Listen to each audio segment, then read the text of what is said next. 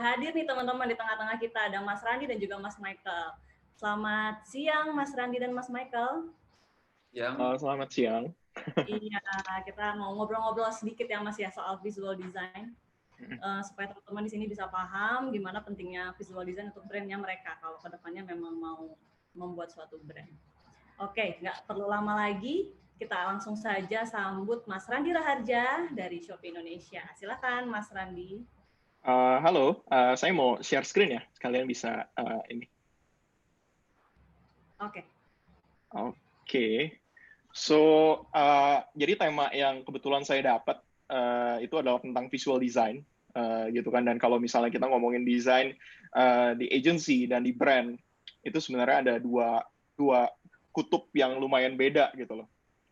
Di agency produk utamanya adalah kreativitas, gitu kan. Sedangkan di brand adalah whatever works, gitu kan. Jadi kalau kita ngomongin soal desain di brand itu, dan juga mungkin di agency, mungkin Michael juga tahu sendiri gitu, kalau kita dealing dengan klien itu, kata-kata ini paling at least keluar seminggu itu 7 kali lah, 1 hari sekali gitu, make the logo bigger gitu loh. Dan pengalaman saya sendiri di agency dan di brand, mungkin di sesi ini saya bisa coba untuk kupas gitu loh, kayak apa sih sebenarnya artinya gitu. Sebelumnya saya itu kerja di agency juga, saya kerja di Publicis Singapura, Saatchi Singapura, dan juga Lowe Thailand. Dan obsesi saya selama di agency adalah membawa brand itu melakukan sesuatu yang mereka nggak pernah kerjain sebelumnya gitu loh. I'm really obsessed with big ideas gitu kan, dan juga tentunya karena background saya sendiri sebagai graphic design gitu kan, jadi art direction adalah sesuatu yang selalu saya pengen push ke brand. Dan dari art direction itu saya juga pengen supaya itu bisa membawa impact yang sangat besar ke brand itu sendiri gitu loh. Ini adalah beberapa kerjaan yang menurut saya kinda out of category. Dari kita pertama kali launching Agoda campaign di Indonesia beberapa tahun yang lalu.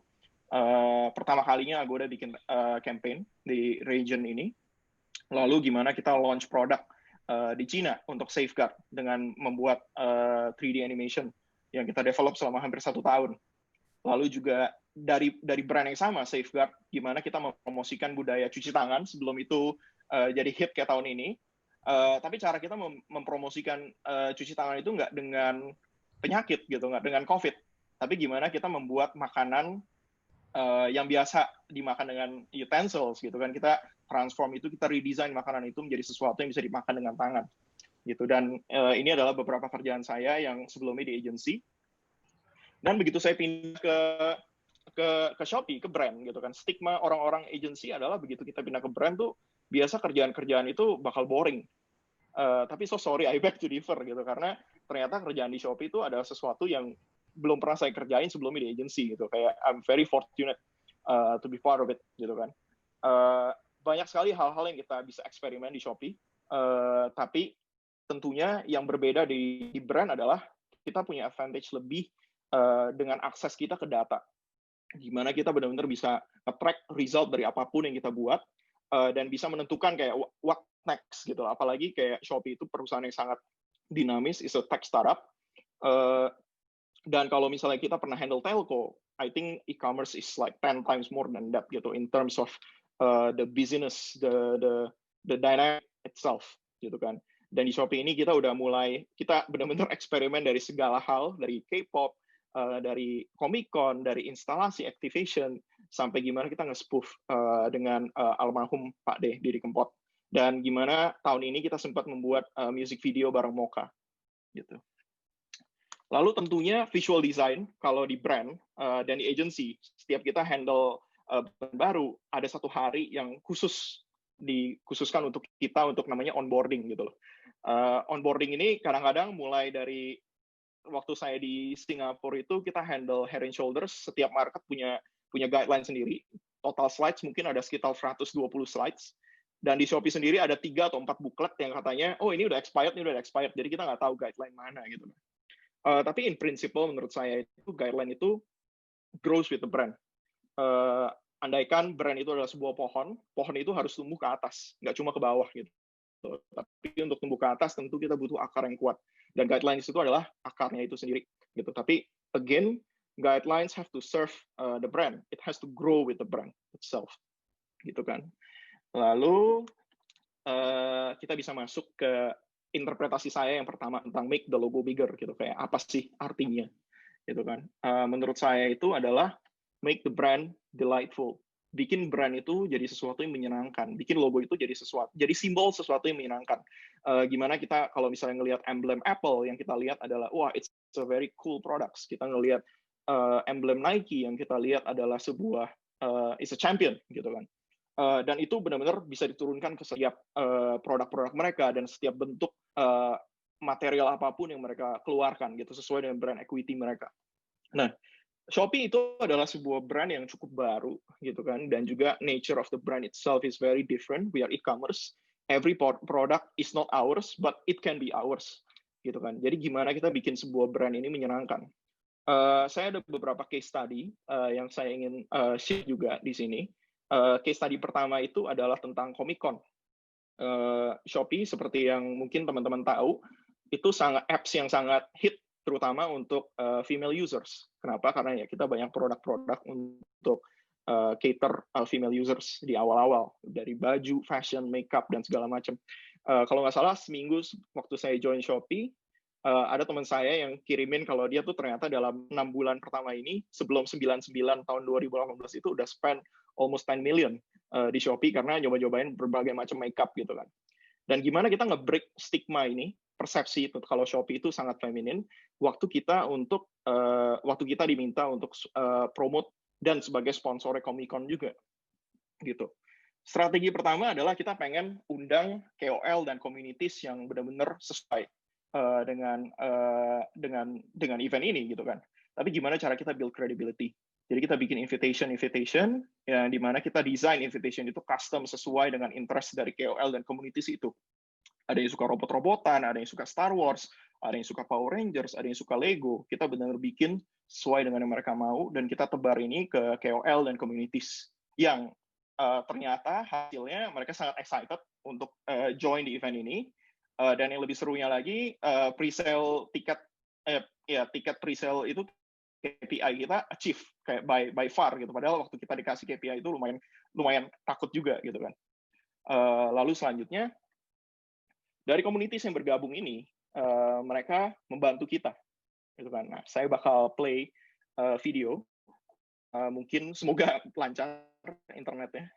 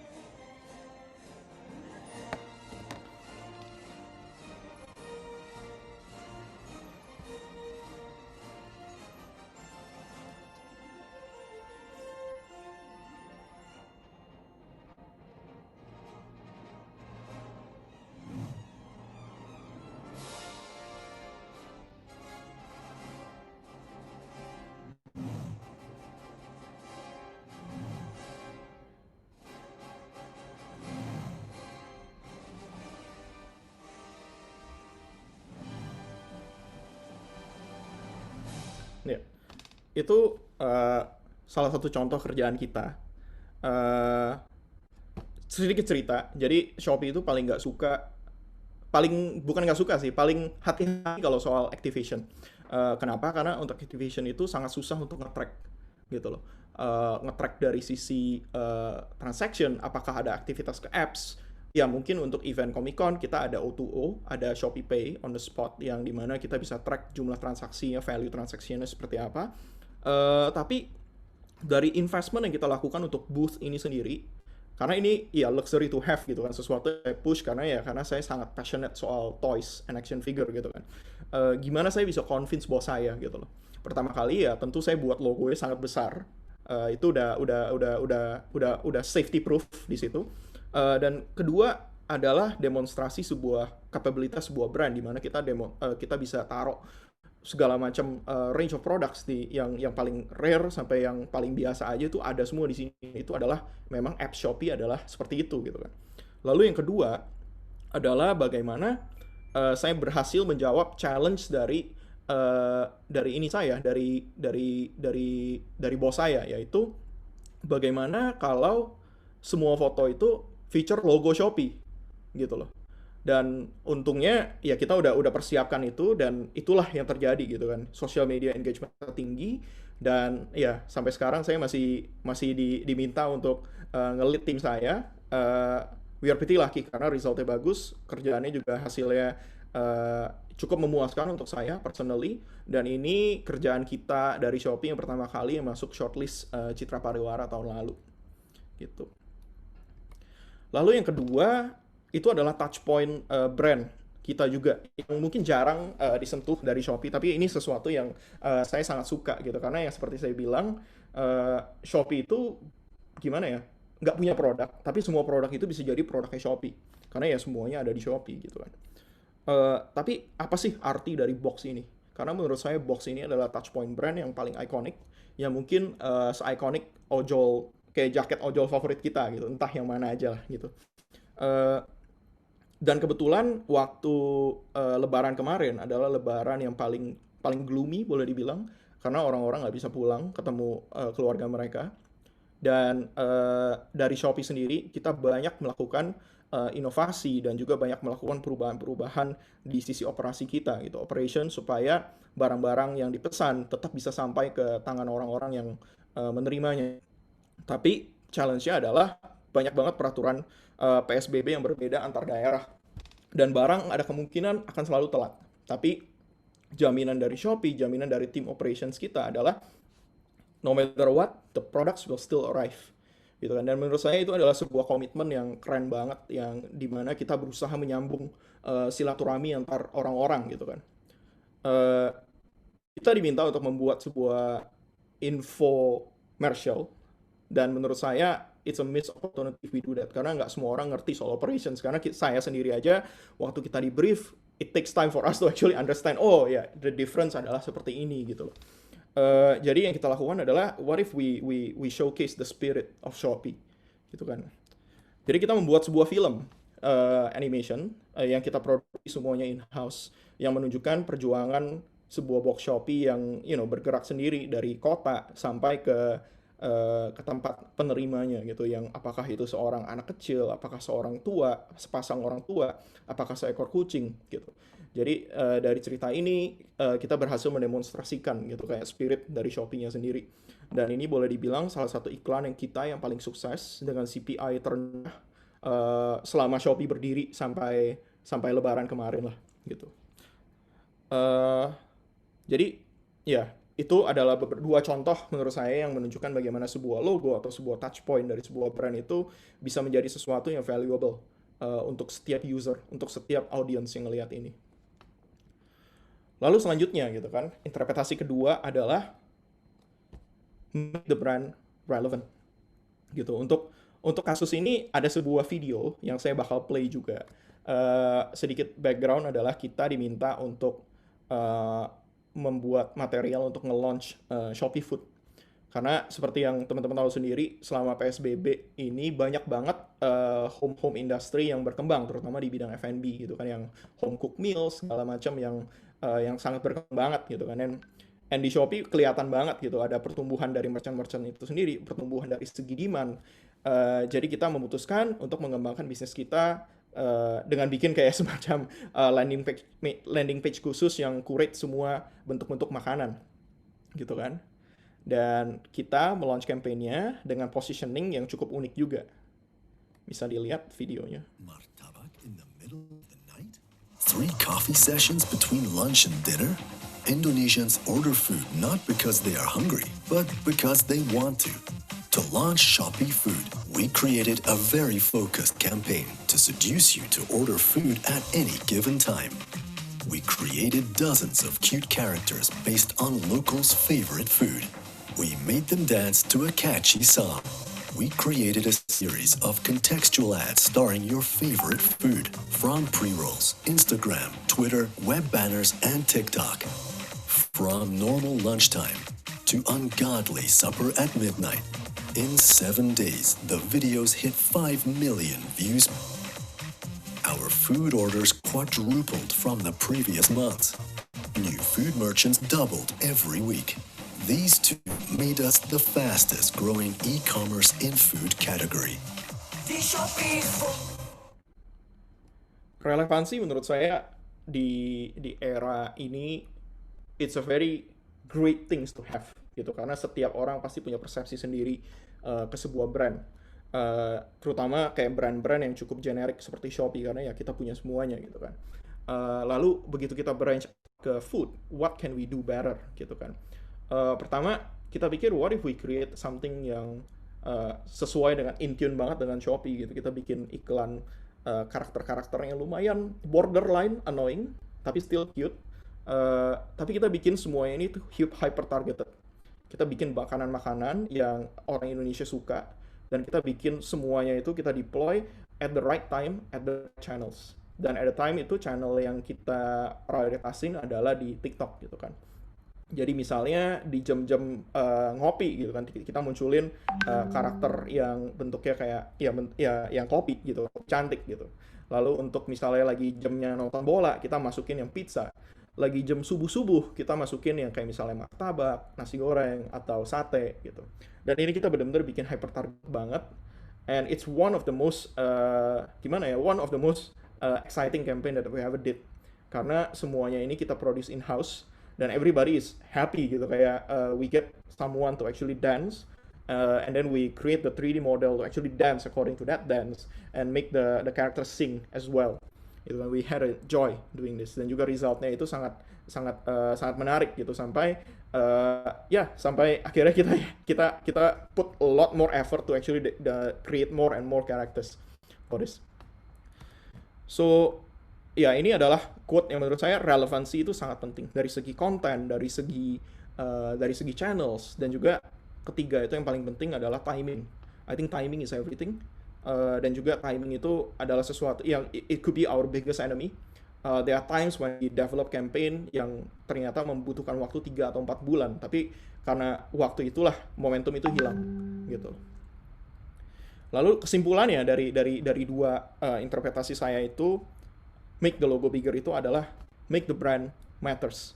Maksudnya gimana kita membuat brand itu sebenarnya punya value yang khusus dan personal untuk setiap orang gitu. Kayak dan kita nggak bisa dictate value yang kita mau ke users kita itu seperti apa, tapi kita bisa mewujudkannya gitu dengan cara kita berkomunikasi, karena brand karena bidang saya sendiri juga sebagai communicator, sebagai brand communicator gitu kan, and that's what matters the most gitu. Dan juga mungkin ada yang bertanya-tanya kenapa ini jarang sekali saya sebut soal visual design, karena menurut saya visual is just a little part of the brand itself. Obviously it's an important part, but what most important is the communication itself, karena setiap visual itu juga harus communicate sesuatu gitu kan. Dan of course visual will take the brand to a certain level, to the next level.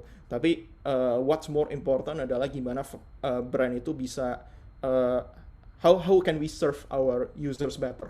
How can we get more users? I think those are the two most important things. Gitu.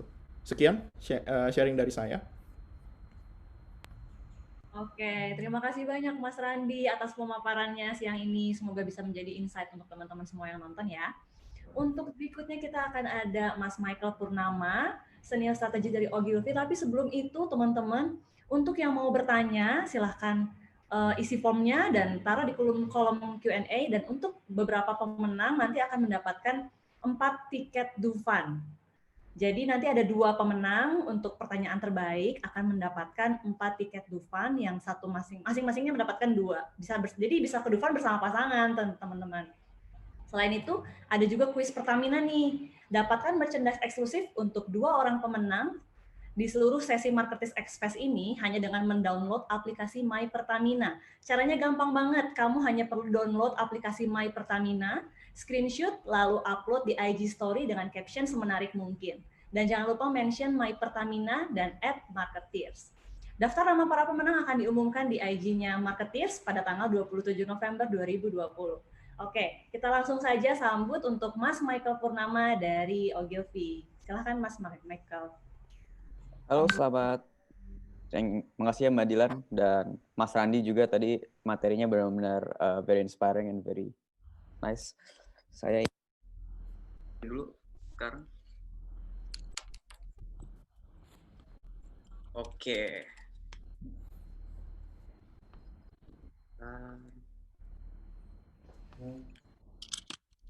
Apakah semuanya bisa? Ya, harusnya. Saya langsung terlebih dahulu. Oke.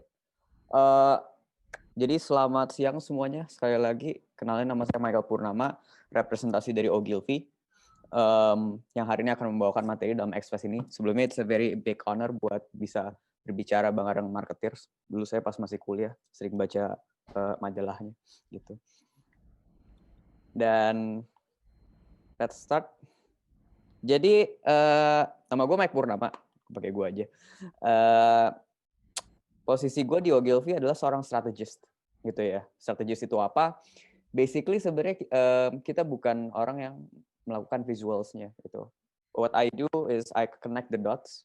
Saya menggabungkan data dengan kreatif, membantu orang kreatif, baik itu art director atau copywriter, dan juga untuk membuat campaign yang lebih whole, dan membantu mereka dalam memberi touch point dan juga memberi insight dari konsumen apa sih yang sebenarnya baik untuk kita hit gitu.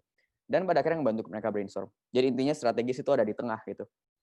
Antara accounts yang dekat dengan klien, kita harus bisa mempresentasikan apa yang diinginkan konsumen juga, dan pada akhirnya kita present dan membantu orang kreatif untuk membantukan output.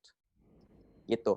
Tapi mungkin tadi kalian lihat di title. Title itu bukan tentang visual. Kenapa title bukan tentang visual? Notabene kan saya strategis ya gitu. Jadi waktu awalnya kita lagi ngobrol sama tim marketer, bisa nggak bikin materi tentang basic visual design guideline for brands? Let me think about it first gitu. Gue bilang. Terus, you know what? Kayaknya gue nggak se-credible itu buat ngebawa yang namanya materi tentang basic visual design. Beda sama Mas Randi, which is a very skillful creative lead gitu ya. I can't do Photoshop. Tapi mungkin ada satu value lain yang bisa gue sebagai seorang strategis bawa di sini, yaitu dari observasi gue dengan apa yang terjadi di market sekarang dalam dunia konten gitu. Which is this, humanizing brands on social media. Dan why is it important? Terutama di zaman kayak sekarang gitu istilahnya ya. Karena saya suka dengan apa yang tadi Mas Randi share juga, bahwa visual adalah salah satu hal yang impactful, namun itu merupakan salah satu variabel dari keseluruhan dari konten yang membuat suatu konten itu menjadi sesuatu yang impactful dan juga menjadi sesuatu yang menarik untuk konsumen dan meaningful untuk konsumen. Nah, kita mulai. Jadi ada satu post yang saya bawa sebagai contoh di sini ya. Di sini ada satu produk, there's a clean tidy visuals, there's the right product message there, cukup jelas di sana. Bahkan di sana ada gitar untuk membuat itu terlihat relevan terhadap anak muda, dan juga there's an apparent product shot gitu. There's nothing wrong with this content gitu. Semuanya rapi, semuanya baik, dan semuanya aman-aman aja. Tapi there might be one problem. Satu-satunya problem adalah it's an ad gitu loh. Ini sebuah konten iklan. Dan salah satu hal yang bikin sulit kadang-kadang buat kita orang agency adalah ini dari riset global ya. Tapi 74% dari digital native, meaning anak-anak millennials dan juga Gen Z, mereka nggak terlalu suka ya sama yang namanya ads gitu. Sekarang udah ada teknologi namanya ad blocker, bisa dipakai gitu kan. Kalau misalnya ada di Instagram social ads ya tinggal di skip, tinggal di scroll ke atas dengan cepat gitu. Jadi sekarang saya pengen ngambil contoh dari konten lain gitu.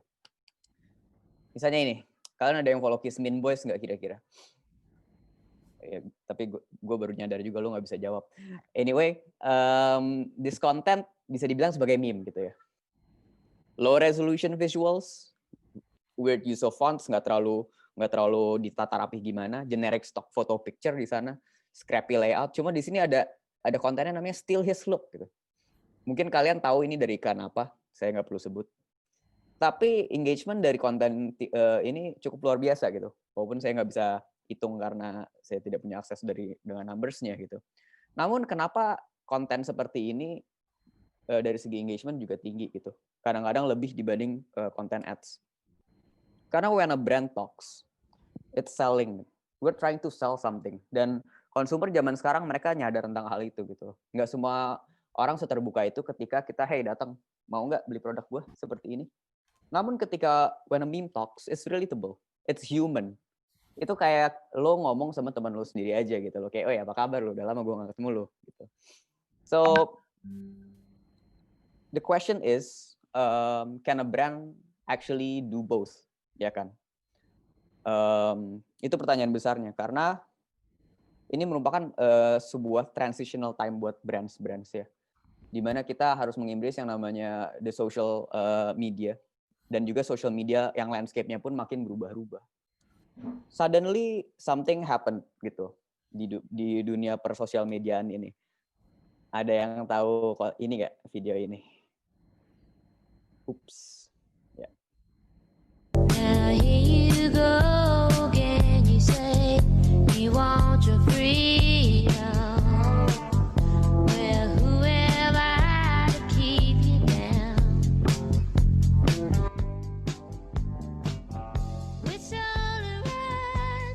Jadi ini merupakan salah satu konten yang akhir-akhir ini viral di TikTok gitu ya.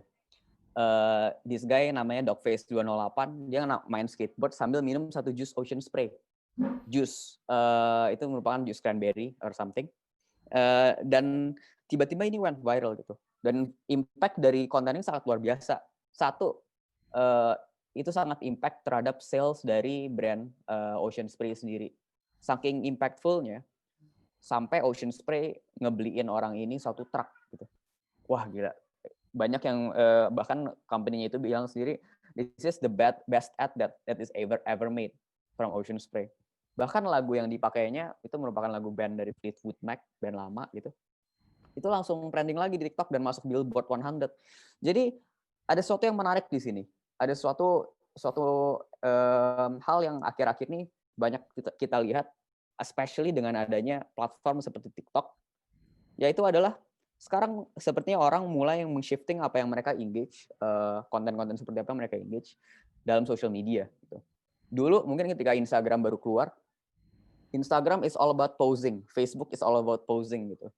Kita ingin terlihat happy, kita ingin terlihat keren, kita ingin terlihat OOTD, tahi, pakai apa hari ini dan apapun itu, untuk mendapatkan likes yang lebih banyak. Namun sekarang zamannya sudah sedikit shifting gitu. Orang lebih banyak meng-engage terhadap konten-konten yang otentik. Nah, otentik tuh dibilang seperti apa sih? Yang mungkin seperti yang ada kayak tadi salah satu contohnya. Sesuatu yang human, sesuatu yang kita sendiri bisa relate gitu. Salah satu contohnya lagi, one of the proof gitu. Ada satu riset dari We Are Social mengatakan bahwa secara global sekarang orang makin lama makin nggak percaya sama yang namanya influencer gitu. Dan ini juga terjadi karena orang melihat makin lama influencer ini makin nggak otentik. Mereka hanya jualan saja. So people know, gitu istilahnya. Dan karena saya di sini bukan dosen, saya hanya seorang manusia. I will not try to tell you guys what to do gitu. But maybe gue bisa kasih tahu kalian what not to do as a brand on social media, gitu. There are 3 points yang main gue share. Siap? Oke. Yang pertama adalah don't be a brand. Simple itu. Karena ketika kalian adalah sebuah brand, kalian jualan. Tapi as a brand, try to be human. Gitu. Misalnya ketika kita ngomong Nike, when you buy Nikes, Jordans gitu, let's say ya. Many people mungkin membeli sepatu Nike dengan beberapa alasan. Cuma mungkin kualitas kulit yang dipakai atau sole-nya mungkin merupakan alasan kesekian, mungkin ketiga atau keempat. Yang pertama mereka cari adalah karena Nike represents me. Secara personality, ini gue banget gitu. Dan gue merasa sangat pede ketika gue pakai Nike ini sendiri. Contohnya. Jadi sebagai exercise gitu, jika kalian punya brand atau kalian mengelola brand kalian sendiri, mungkin bisa pikirkan seperti ini. If your brand is a person, who would it be? Gitu. Simple itu ya. Mungkin ini bakal bisa membantu kalian juga pada akhirnya memportray di social media persona seperti apa yang kalian bawa gitu. Let's say, karena gue suka Arctic Monkeys, gue bawa Alex Turner. How would it look gitu? Alex Turner dengan rambutnya yang kayak gitu. Mungkin ketika masuk social media, gue akan mengambil tone dan manner dari layout visualnya yang lebih dark, lebih hitam putih maybe. How would it speak gitu? Di sini Alex Turner ngomongnya sangat British. Di sini mungkin kalau misalnya di caption di Twitter dan juga di Instagram, gue bakal ngomong secara lebih dandy, let's say.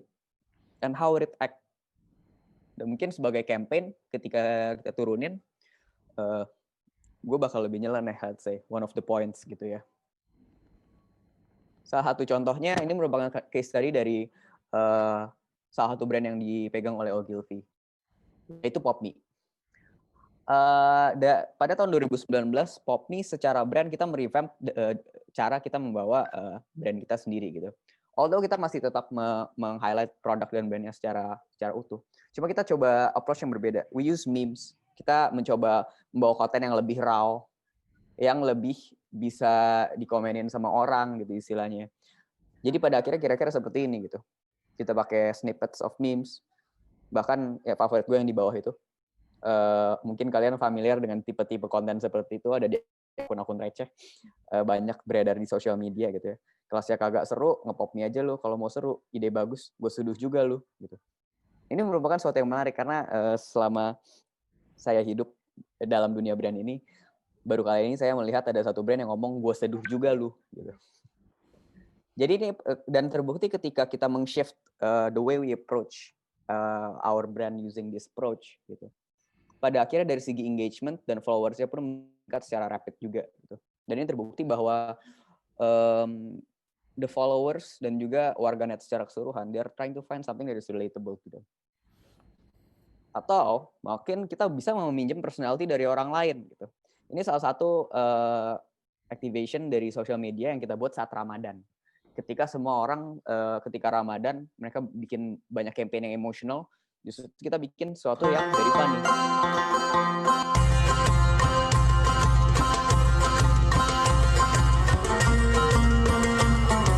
Mama Popme.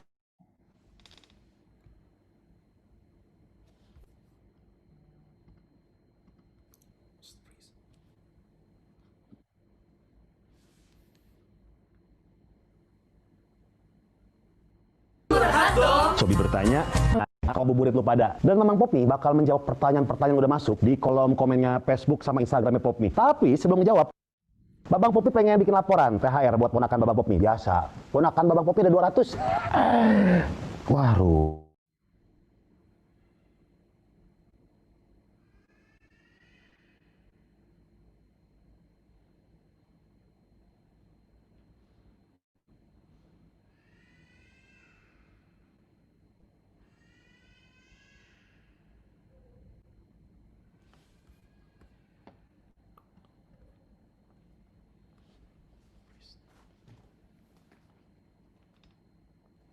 Halo Mas Michael, ada kendala kah?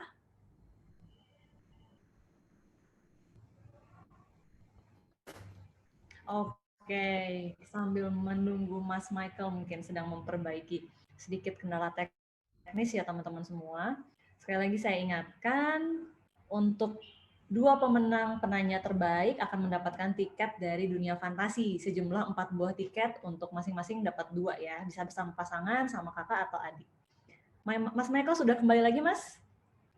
Sorry ya gangguan internet, sangat manusia. Iya, Mas. Hujan soalnya di sini juga. Iya di sini hujan baru. Ya, silakan. Oke saya lanjutkan ya. Ya silakan Mas. Tadi jadi kita lagi ngebahas konten ini, di mana salah satu hal yang menarik untuk kita mungkin lakukan buat meningkatkan personality kita secara brand, juga kita bisa meminjam personality dari orang gitu. Di Popme kita melakukan ini.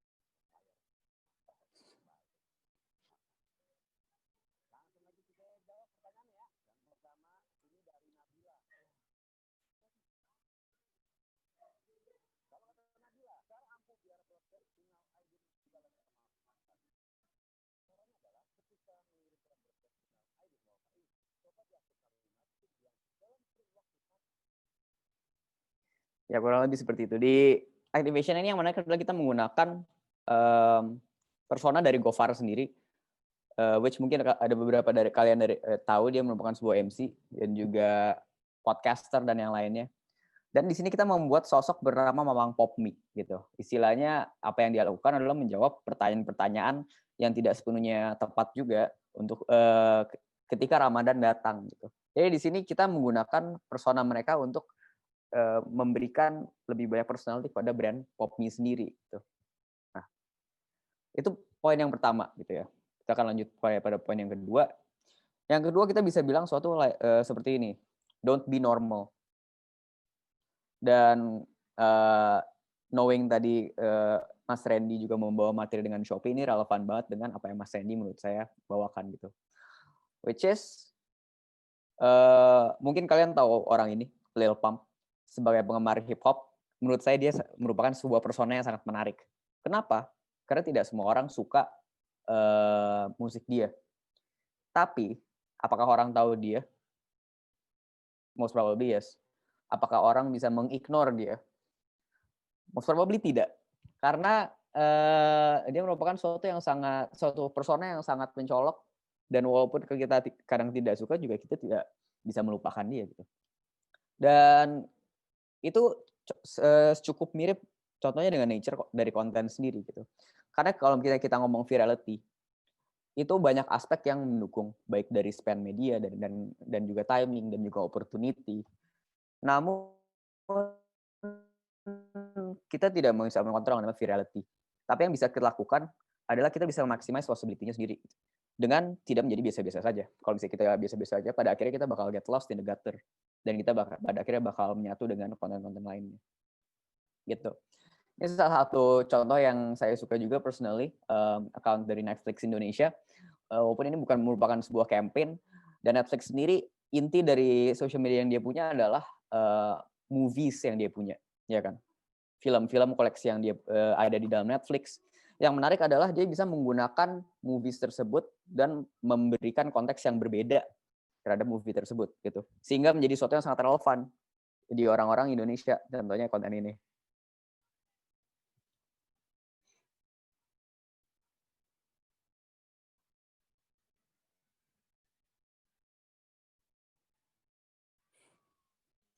Ya kalau kalian ada yang nonton drakor startup, bagus, saya juga suka. Intinya seperti itu.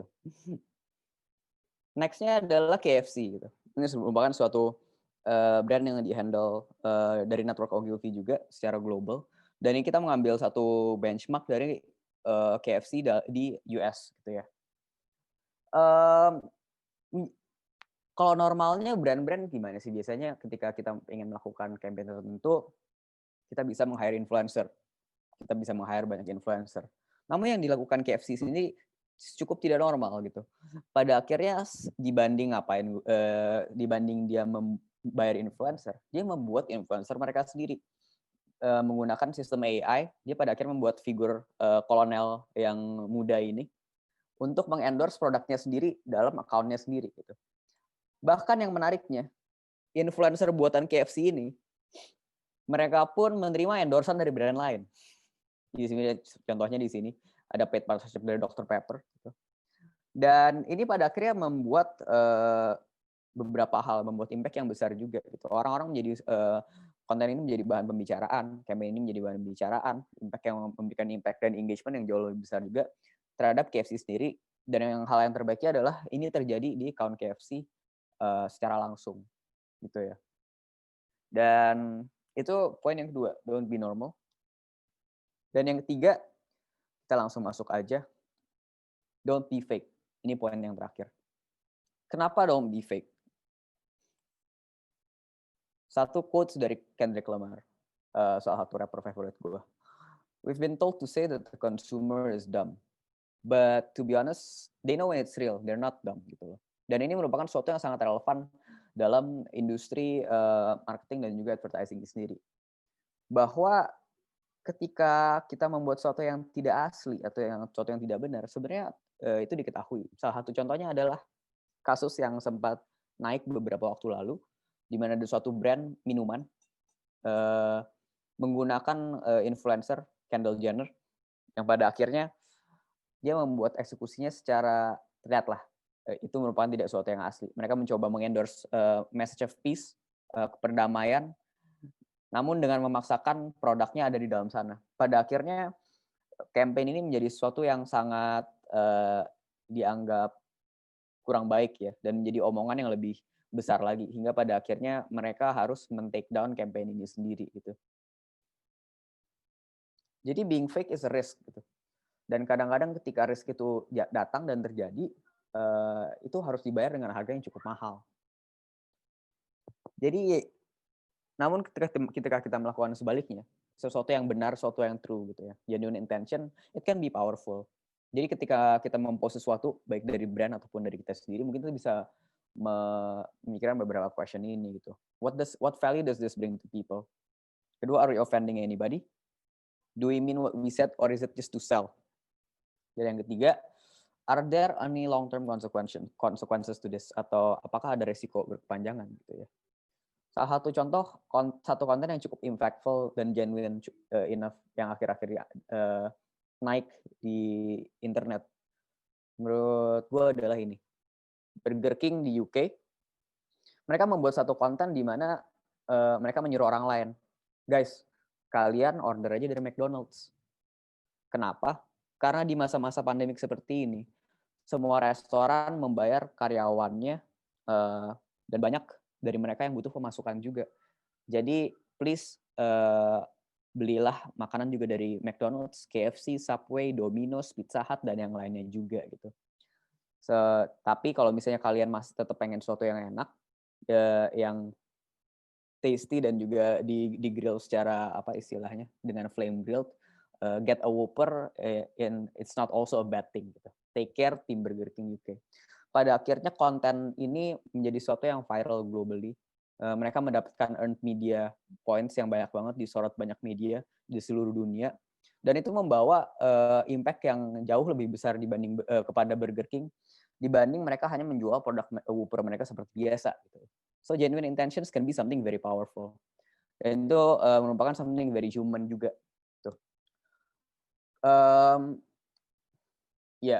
The results don't lie intinya, gitu ya. Dan contoh kedua yang saya bikin adalah merupakan satu campaign yang saya sendiri cukup bangga untuk berada di dalam bagiannya, which is basically not a social campaign sebenarnya ya. Ini bukan campaign sosial media gitu. Tapi dari Aimalt, kita membuat suatu campaign bernama Bukan Main, yang basicnya adalah kita merupakan social commentary terhadap negara Indonesia ini sendiri gitu. Jadi apa sih gimana sih orang-orang Indonesia yang buruk-buruknya gitu misalnya, atau yang lucu-lucunya, kadang-kadang absurd-absurdnya. Kita coba bawa sebuah istilahnya satu kaca dan kita kasih lihat ke warga dari Indonesia sendiri. Dan salah satu exercise yang kita bikin adalah billboard ini, namanya Lo Yang Salah, Lo Yang Galak gitu. Walaupun ini bukan social ad, kenapa gue bawa contoh ini ke sini, adalah karena ini merupakan sesuatu yang benar gitu loh. Mungkin kalau kalian membaca message ini saja, kalian mungkin langsung ngerasa, oh iya benar juga, itu orang sini banget gitu kan. Dan yang menarik adalah hasilnya. Walaupun ini bukan campaign social media, namun this exact copy itu sempat menjadi trending topic di Twitter sebanyak 11.000 tweets dalam satu hari gitu. Dengan hashtag lu yang salah, lu yang galak gitu. Dan yang kedua, menariknya juga orang banyak pakai iklan ini sebagai meme. Dan yang ketiga, bahkan ada orang yang bikin kaosnya sendiri dan dijual di Tokopedia. Ya maksudnya sih kita senang-senang aja ya bisa ngebantu orang itu nyari makan gitu. Dan di waktu yang sama juga pada akhirnya meng-start campaign kita. Cuma yang ingin gue pinpoint lagi di akhir di sini, ketika itu merupakan sesuatu yang true, sesuatu yang benar, dan sesuatu yang genuine, orang bakal notice itu. Dan itu merupakan pada akhirnya yang menurut saya salah satu misteri dari the power of content juga, yang tetap harus kita keep. So, itu merupakan 3 poin yang ingin saya sampaikan ke kalian. Don't be a brand, don't be normal, and don't be fake. Dan salah satu last words dari saya adalah behind every screen is still a human. Jadi kita sebagai pelaku praktisi industri marketing atau praktisi industri brand dan mungkin designers, kita yang mendesain sebuah konten di social media kadang-kadang bisa lupa bahwa yang menggunakan social media ini merupakan seorang manusia juga. Jadi pada akhirnya konten yang kita bikin harus bisa menjadi sebuah cerminan dari orang-orang human ini yang melihatnya gitu. Jadi don't never forget that apa yang kita sampaikan itu masih kepada manusia-manusia juga gitu. So itu saja dari gua. Thank you for your time. And if you have any questions at all, let's discuss over here. Oke, terima kasih banyak Mas Mike atas pemaparannya untuk sore ini. Kira-kira ini memang banyak banget pertanyaan yang masuk nih, sekitar ada 56 di kolom Q&A. Cuman kita karena waktu juga sudah mepet, kita akan pilih satu pertanyaan untuk kedua belah pihak, yaitu Mas Randi dan juga Mas Mike ya. Jadi Siap. Ini ada Taufik dari Kalbis Institute. Bagaimana cara membangun guideline pada merek yang masih dalam tahap awareness? Dan mana yang paling utama antara membangun brand image dan selling terlebih dahulu? Terima kasih. Boleh mungkin Mas Randi dulu? Kalau kita punya bisnis, sebenarnya yang paling penting kan sell it, right? Not about the brand gitu. The brand itself ya, it's important. Cuma it's only essential begitu itu udah cukup besar gitu loh. Buat apa kamu punya 80 halaman brand guideline how to do your logo properly, tapi kalau misalnya produknya aja sendiri itu nggak jelas. I think if I were to answer this gitu kan, I think product is your best branding gitu karena ya karena kita beli produk itu karena produknya bukan karena logonya gitu. Kayak I think Indonesians are very rational buyer juga. Dan produk-produk apalagi produk-produk dengan brand yang baru itu yang pertama kali kita lihat adalah kualitas dari produknya sendiri sih. Kita nggak pernah beli produk karena logonya cantik atau karena packagingnya cantik doang gitu loh. Kita beli produk itu karena kualitinya bagus atau kualitinya sesuai dengan harga yang ditawarkan. Basic marketing lagi sih, price, produk, dan placement juga gitu sih sebenarnya. Oke, silakan. Dari sisinya advertising gimana nih Mas Michael? Saya setuju dengan Mas Randy. Kadang-kadang kita sebagai pelaku industri advertising atau marketing atau seorang brand, kita lupa bahwa yang namanya komunikasi itu bukan segalanya, gitu. Bahwa yang namanya kita menjual, kalau misalnya kita menjual, apalagi kita misalnya bikin barang baju ya, atau misalnya makanan yang fast moving. Ketika kita invest lebih banyak di brand building, mungkin itu bahkan akan impact ke sales. Cuma if I were the business owner, I would invest more in selling the product actually, karena itu yang pada akhirnya membawa uang utama, yang pada akhirnya bisa kita gunakan untuk membangun brand image lebih jauh lagi. Karena yang namanya membangun brand image, although yang namanya awareness itu penting dan harus dibangun sejak awal, yang namanya brand image itu harus dibangun secara berkala, nggak bisa sesuatu yang instan ya. Jadi yang namanya konsistensi dan juga intensitas kita dalam membangun brand tersebut, itu yang harus kita count. Kalau misalnya saya bisa ambil contoh Shopee dari Mas Randy contohnya. tone dan manner cara Shopee berbicara itu selalu konsisten dari dulu, dan itu yang pada akhirnya membuat Shopee salah satu brand yang favorit dari orang Indonesia juga, saya believe gitu. Ya, gitu menurut saya sih. Oke, terima kasih banyak Mas Randy jawabannya. Untuk satu lagi pertanyaan, kita masih ada waktu dari Mas. Sebentar, ini silahkan. Ada pertanyaan dari Cahyani Putri untuk Mas Randy Raharja. Apa yang membedakan visual, logo, desain yang ada di Shopee yang terlihat lebih menarik dari e-commerce lain sehingga Shopee mampu survive dan sukses dunia e-commerce? Silahkan Mas Randy mungkin bisa dijawab. Itu sebenarnya bukan pertanyaan ke saya sih, lebih ke pertanyaan ke user-user Shopee yang lain-lain. Tapi kalau saya boleh jawab, boleh nebak jawabannya, karena Shopee sendiri punya banyak banget value untuk setiap orang, gitu loh. Kalau misalnya value Shopee buat saya dan untuk istri saya itu adalah dua hal yang berbeda gitu. Karena untuk istri saya, Shopee itu adalah basically her lifeline gitu. Karena semua grocery, semua kebutuhan anak saya, dia belinya semua di Shopee. Sedangkan kalau saya, Shopee itu adalah tempat saya kabur untuk beli mainan, untuk main game, gitu sih.